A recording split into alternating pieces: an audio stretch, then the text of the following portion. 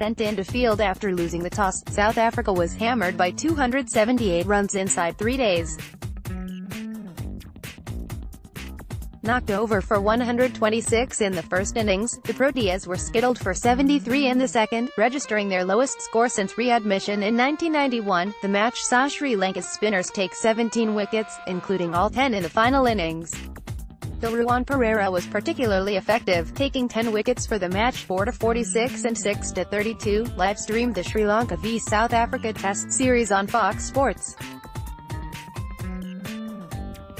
Sign up now. Greater than Sri Lanka outgunned South Africa 208. The South Africans have now failed to reach 200 in each of their past 6 test innings in Asia, and have only passed 200 in 2 of their past 10 test innings on the continent. However, they are far from alone when it comes to struggling on the road. In the past 5 years, Australia is the only side to have won more than 10 tests away from home, 11 wins and 17 losses from 31 away tests.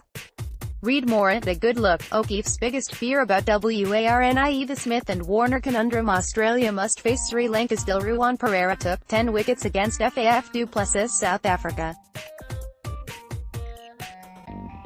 Source: If pit's a trend, many have pinned on home teams having pitches tailor-made to suit their strength. Du Plessis believed scrapping one of cricket's oldest traditions would restore the balance. "I'm a big fan of taking away the toss," he said.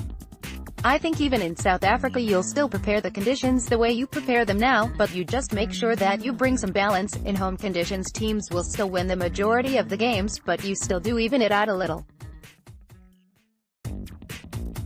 I think over the last 2 or 3 years away records have definitely gone down, and games are finishing a lot sooner than they used to." South Africa capitulated against Sri Lanka's spinners.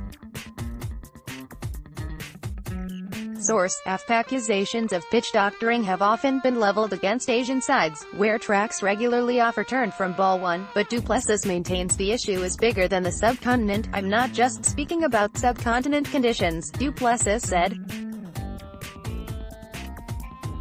"In South Africa games hardly reach the end of day 4 anymore. I think that's one of the ways you can make sure that balance is a little better." The South African skipper is far from the first man to call for the toss be scrapped. In 2015, Ricky Ponting, Michael Holding, Shane Warne and Ian Botham all opined the visiting side should be automatically given the choice of batting or bowling first. There appears little hope of the toss being removed in the immediate future. In May, the ICC Cricket Committee advised the ICC to retain the toss, arguing it was an integral part of Test cricket which forms part of the narrative of the game. The latest sports news, in your inbox daily.